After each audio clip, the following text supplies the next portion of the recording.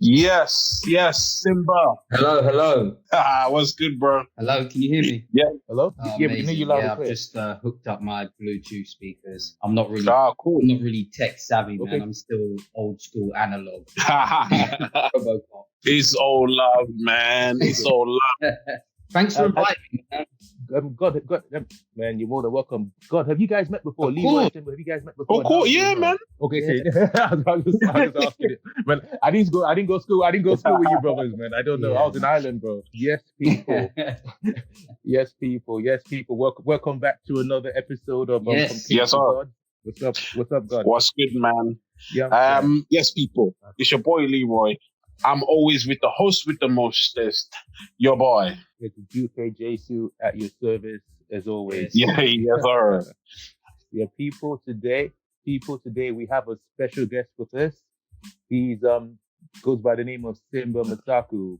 He is a director and actor of Fitness Fanatic. Fitness Fanatic.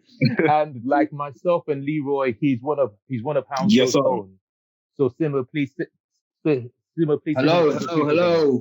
Man, I'm sure they're doing good, and they're waiting for another. I'm feeling positive, guys. I think the planets are in their alignment. I think this is a good movement, and big things are coming.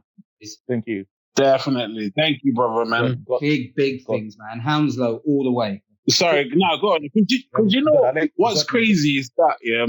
Do you know I went to Hounslow Manor as well? Yes. Yeah, okay, yeah. I was like, yeah. I went to Hounslow Manor because obviously I was as well. What year did you leave? I can't remember. I got kicked out.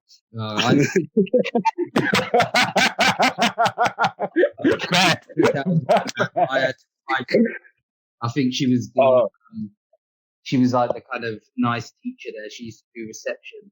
I go, I need to go back in, don't let me go. My dad was just whip my ass. But we come along. So Simba, to start off with, definitely real talk. We definitely from little Hounslow, been running the streets on the high street every day after school or every weekend on the high street. Yeah, definitely, brother. You know what I mean? Wow, simpler times. Yes. Yeah, so Simba, I was gonna say, so the way you've directed movies. I've actually acted in one of your movies before. I've acted for you. You've done a lot of acting. So, what movies have you directed?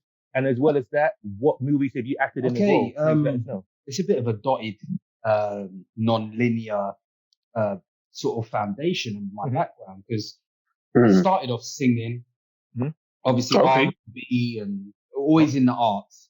I used to go to a weekend art college in like Camden at the age of like 11. I used to travel on the Northern Line, go there, just do different classes because the classes were cheap, it was like £1. And then I kind of like started picking up my mum's camera, which was a high-8 camera, and she used to always tell me off because I'd raised like all the Christmas videos like that. And I was making kung fu films in my back garden with Hounslow West blockbusters in the background, and like Godzilla remakes. Are you serious? Wow. How did you make the Godzilla though? What did you actually replica toy, man? And we're not talking about the Japanese Godzilla. We're talking about Matthew Broderick's like 1998 version. The Hollywood movie. Cool. Okay. But Simba, are you talking close to the camera? Because it sounds very far away. Yeah, sorry. Yeah. Oh, I'm on my headphones. Okay. On my Bluetooth headphones, but yeah, am I loud and clear? Am I okay now? Much better. Yeah, much better. Perfect. Yeah. So just there, no? No, not at all. Yeah. Just for the people. Sorry, but to make you repeat what you said, because my whole thing is I wanted to find out how you got into Shaun of the Dead because here is this Kenyan kid from Hounslow is right in the. Do you know what I mean? You're right there on the poster. It's not like you are like some extra that's far away from the poster, but you're right there in the poster. Yeah, I was probably one of the biggest. Yeah, because I remember seeing those posters around. Remember, you were everywhere on the phone booths. Remember when phone booths were working? Yeah. I know. I said, wow, charge call, mate. Yeah, in those dudes. Reverse charge calls. Remember, oh my god. funny. So I had to in reverse charge, man. Jesus. Wow. That just brought back memories. I swear to God. Wow. Oh my God. Yeah. To go into the phone. Call cards and all that. Jesus. Well, you know now, if you see anybody in a phone box, it's a crackhead. No normal human being uses a fucking phone box in 2020. It's a crackhead. They either trying to steal. Yeah, exactly. Yeah, exactly. Real, no one uses a phone box. I don't think Superman would use it anymore. Nah, man. He just probably uses an app. He uses an app. You get me? He uses mobile phone. He's checking his mobile phone, mate. You get me? Shit. Crazy. Oh yeah.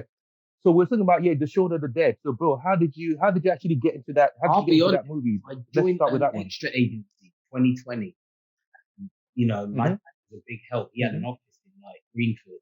And we'd sit there, do all my CVs, do all my headshots, and then like send them to every agency. And then I got picked up to do an audition in Ealing Studios, funny enough. And Edgar Wright was there, and Naira Park, and we were sitting there. And then they made me and a couple of other mateys stay over, like as in stay in the audition. And we just had to walk around go, zombie. And I was like, okay, they must like us. We stayed. And then you got the part where you need to come for a contact lens fitting, some fun training. And so I was like, wow. And it was just down at Ealing. Then I was turning it up. I was partying and doing that. I'd turn up and then they really featured me. So it was like, oh, you're going to be on the American website. You're the one saying out now. You're animated. I was like, zombie hat was pointing to coming soon. And he goes, oh, you're on the telephone box. You're on the main cover. It was wow. It was crazy because I was one of his favorites. And I was a bit chucked, bruv. You know, I had my teeth out. You were bigger. You were facts.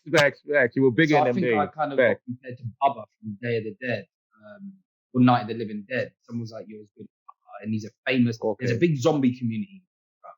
And people don't know about it. Nerd who come up to me, I got you tattooed on my arm. I was like, oh, crap. Yeah. Jesus. What? What? Someone got you tattooed on the arm? What? And I saw it and I was like, wow. There's people who came. Wow. Bro. Fucking hell, bro. We got to say, we had to, when the DVD release came out, we were in Leicester Square, I think. Yeah. And one of this is going to bring you back, the HMVs or Alpha. And like, we were finding the posters and DVDs, and I thought I was just going to be a background guy. Like, they told me to sit down. People wanted my autograph. Wow. The same. Yeah. I just wrote Token Black Zombie. I wrote that.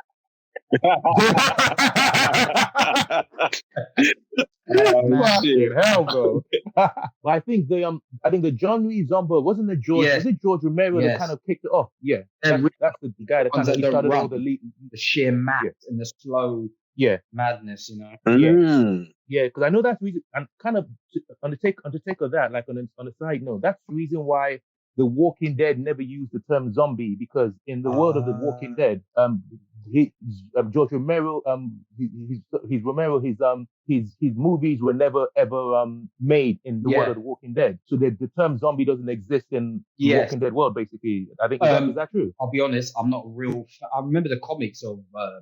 But I never watched an episode of it because I got zombied out a little bit. I wanted to get away from it because I was really into movies, but then I was just like, I'll be honest, I wasn't a big, fanboy on those sort of zombie things. So when I ever saw zombie stuff, but I'll be honest, I love the George Romero zombies. Running one to me out. Yeah. I'll be honest. Facts, dude. Facts. Yo, Simba, when you say that, one of the scariest movies growing up I ever watched was, even though they're not technically zombies, you ever seen 28 Days Later? Danny Boyle. That movie using digital camera. I remember he had I can't remember I can't remember the name of the camera. Everyone was gassed came out. You can make a film on a digital camera that you have in college. Yeah. Literally. And that's the high shutter speed. Just getting nerdy here with the rain, and you can see. You see it in movies now. Whenever there's an action scene, they, put up the shutter speed. You get that tracer effect. I love it. Okay, I love it. And they scared me those rage zombies because they just run. But the only bad thing, Edgar Wright did mention that. The annoying thing about those is everyone's an actor. Yeah. Like I was. How am I sprinting with my titties going up and down? You get me? Because people say like if there was a zombie apocalypse, if you had fast zombies, no one's gonna survive. Usain Bolt zombies. You know what I mean? It's not going to end well. Oh God! So, can I put a question out there? What would you do on a zombie apocalypse? Ooh, man! I have dreams about this shit. Facts, dude. I have dreams about this. I am going to. Dude, I would joke to my guys at work, and they start looking at me like I'm a psycho. I'm gonna get my sword first. I'm getting a samurai sword because I'm saying that's the most effective weapon. You know what I'm saying? Hit them in the brain. You know what I'm saying? Hit them in the brain. And then I'm gonna that's close quarter weapon, bro. We're talking about the true. But if you're talking about the raging fast Usain Bolt one, you get any of that your eye, you're fucked. You're done. You're done. Yeah, you're done. White, so with the price they get blunt after a while, you know? Remember, they have to keep sharpening because they're folded. I'm getting geeky on you. I'm getting geeky on you. I'm saying, like I said, that means I have two different answers for depending on the type of zombies we're dealing with. Because my dream is to slow zombies. Because I'm gonna love that shit, mate. I'm gonna literally do something like Lord of the Flies. Yeah, I'm gonna have my little commune. This is Dupe's world, a la Wayne's World movie reference. And basically, man, we're just gonna take over. We're gonna be like, you know what I mean, the Wild Boys taking New World Order on our terms. I remember when we done our zombie training, they said the George Romero zombies, they've got strength of 2 men. Jesus. Wrong. So if they grab you, we're talking orangutan strength. We're talking that. Yeah, you're fucked. Because the shit of them will bash down the door. They can bash down the door. Banging it out. I'm going for a long rifle, man. I'm just gonna cheat and just have a grenade launcher. But you guys need to realize using those weapons though, those bullets are gonna run out, and in an apocalypse, there's no one gonna be making new bullets or rocket launchers. Going like you'd have to buy them. True. Yeah. I would have a grenade launcher and a beer next to me and a them launcher, them picnic chairs. Yeah. And a beer next to me. And the cooler box, it's just full of grenades. My mate Aidan said he went to a museum dressed as a knight and then can just go nuts. Yeah. True. Oh shit, yeah. Because you just if you're wasted, I don't think you'll just care. You won't care that much. It's like zombies. Yeah. Anyway, and to get technical about zombie movies, because after this we're going to talk about the Hound movie, the movie you made. But funny enough, this actually is actually a good segue into that, because one thing I've always thought, this is me thinking about. Like I said, I've had visions of a zombie apocalypse. I can't wait for that. Big facts. If you're in a zombie.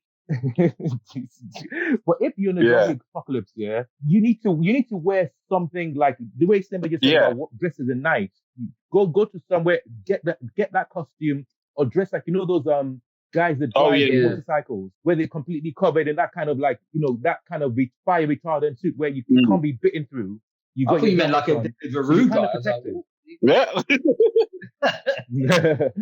You know what I mean? So basically, like, them kind of guys that wear those kind of, those, it's almost like a Kevlar type of outfit, a full Kevlar outfit. You're going to be kind of safe. No one's biting through that, especially when you got a crash helmet on as well. It might be heavy. You'll be like, yeah. Well, yeah. You're going to have to cover that one. Sharks. I'd go with the shark suit. Shark suit. Yeah. I'll just go with the shark suit. But you know what? Those things are, I've personally, I think shark suits are very redundant, because a shark is not going to care that you're wearing a shark suit. He's going to bite you through that. Mm-hmm. Especially if coming across a shark. Exactly. Yeah. You go great white. What are you going to do? I'll be honest, guys. I'll probably go to a local mechanic, cover myself in grease. Slip, plus camo, and the scent might be taken off with the diesel all over me, like the kind of black, dark oil. They might not smell me. Oh yeah. And if they grab me, you're off, man. Yeah, but they might think you're one of theirs anyway, because with all that oil and everything else, I just think, oh, maybe one of them. I don't want them to get turned on or anything, man. Yeah, but you know what I'm saying? Which would try.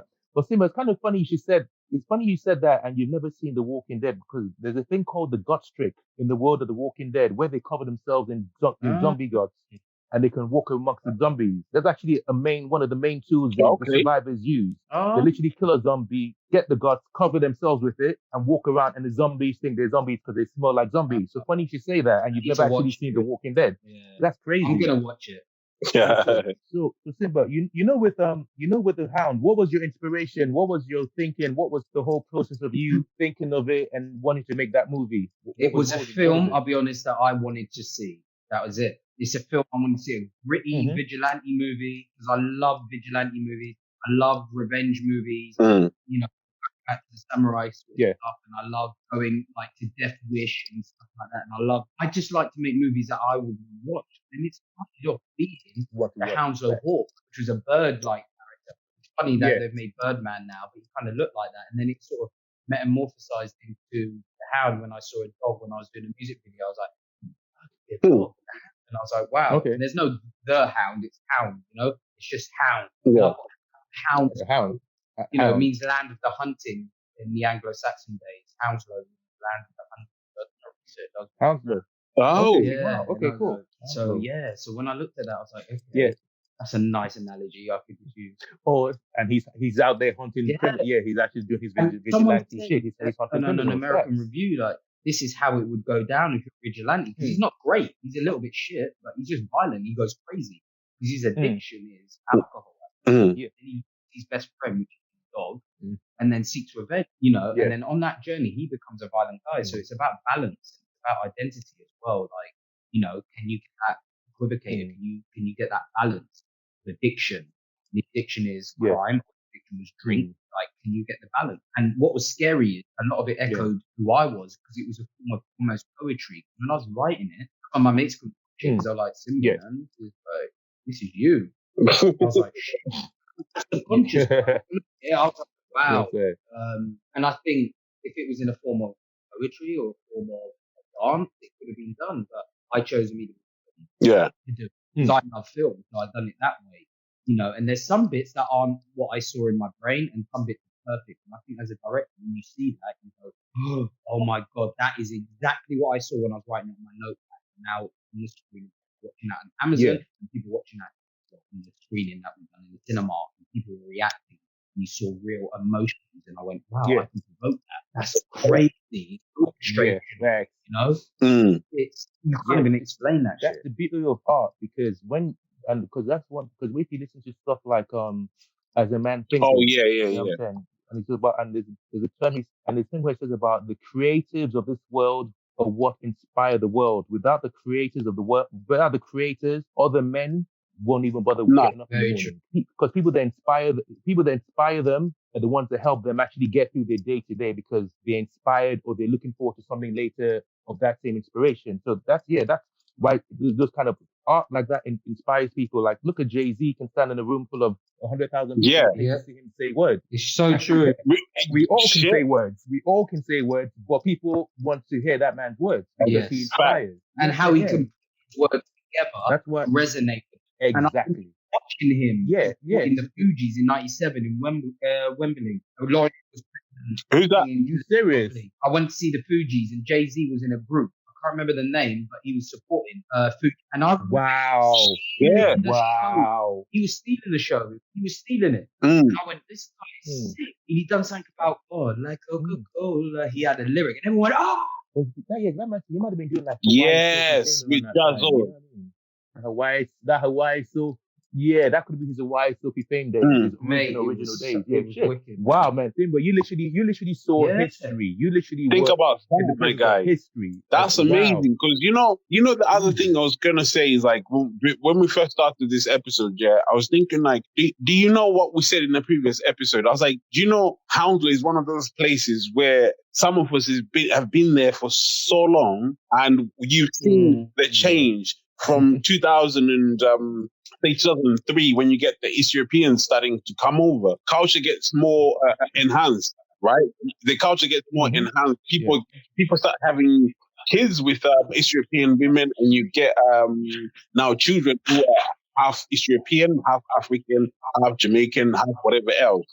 the culture keeps getting bigger. I think about that, and that was 2003, 2004, right? Yeah. And this is the history.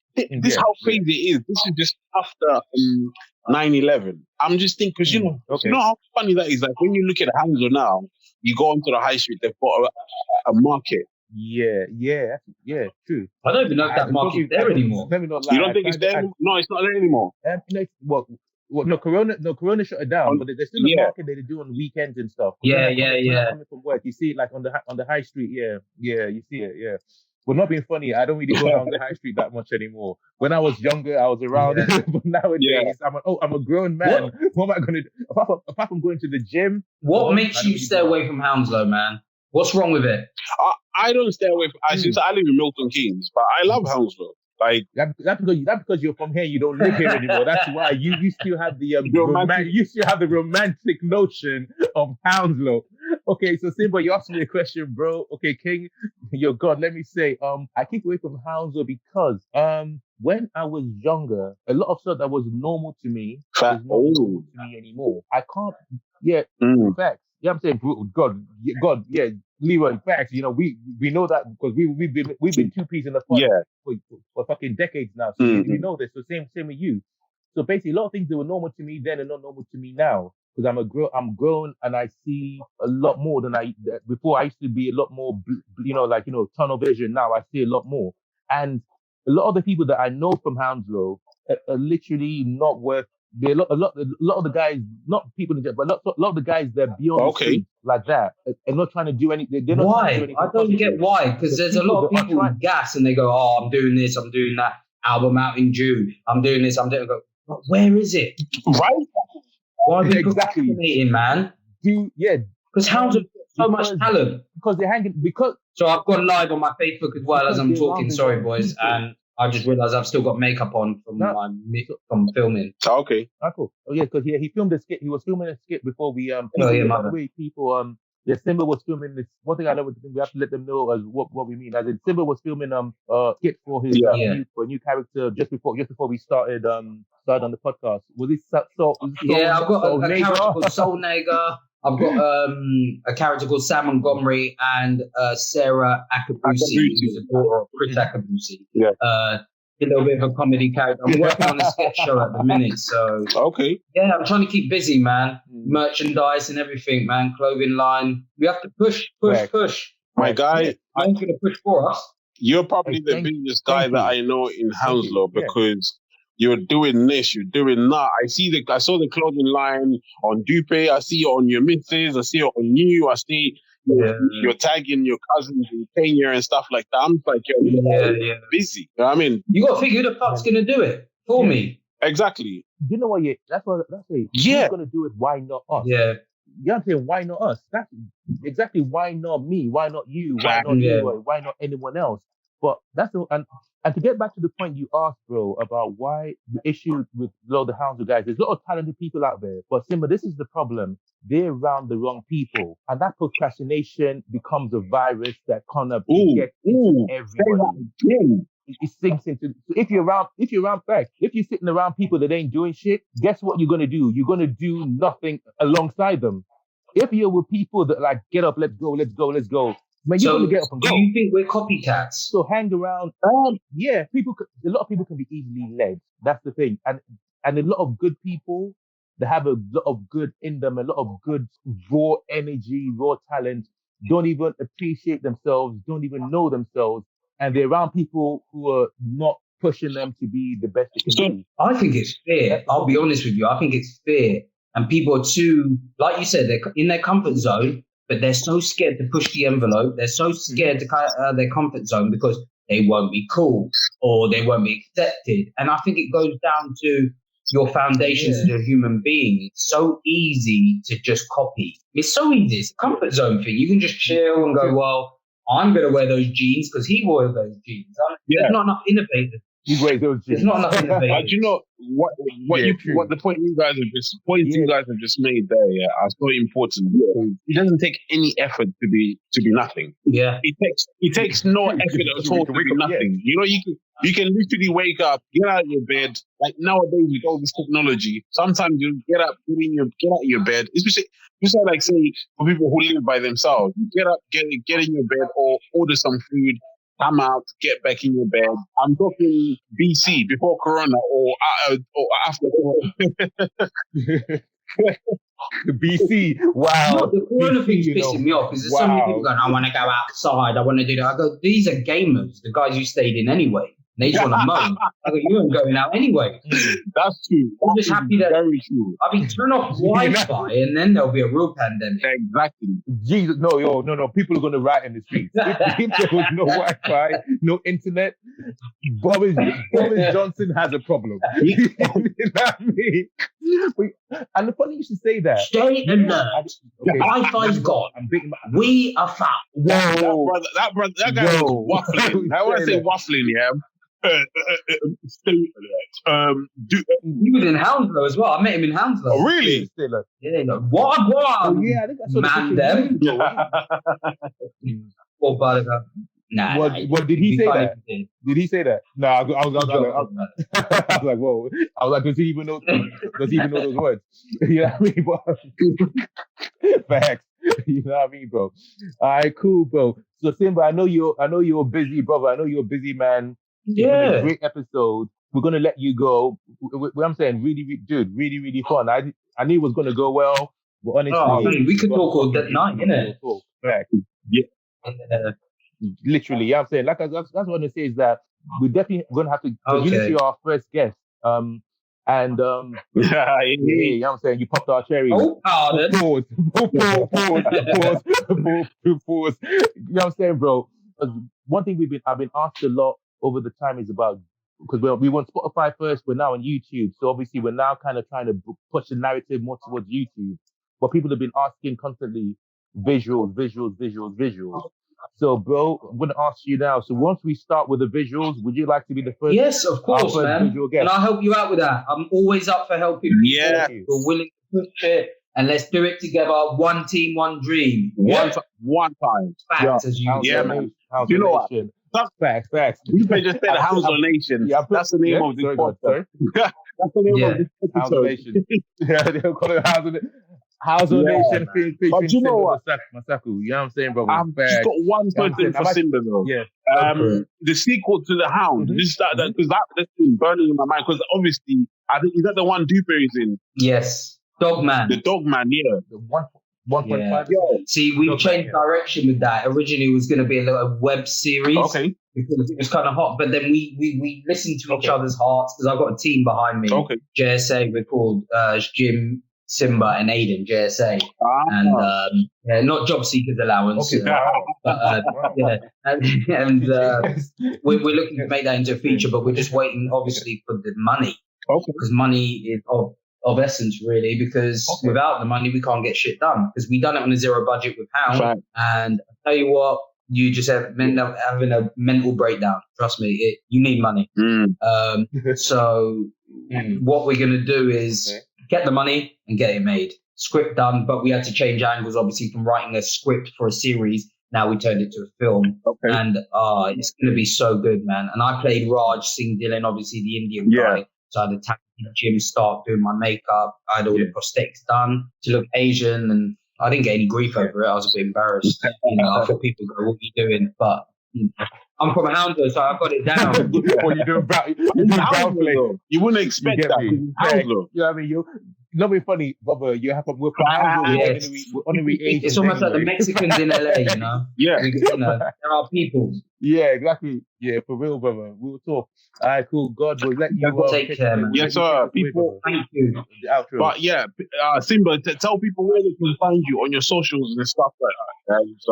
Yes, you can find me on Instagram, Simba. What is it? Simba83_, but it's S1M3A83_. And you can follow at sam.xarmy.monty for Sam Montgomery, my character. And exclusively here, I'll be releasing, hopefully, a sketch show called Snot Bubble, which will be out soon. So follow. I can't believe I'm still in makeup. Sorry, I keep looking at myself online going, what the hell do I look like?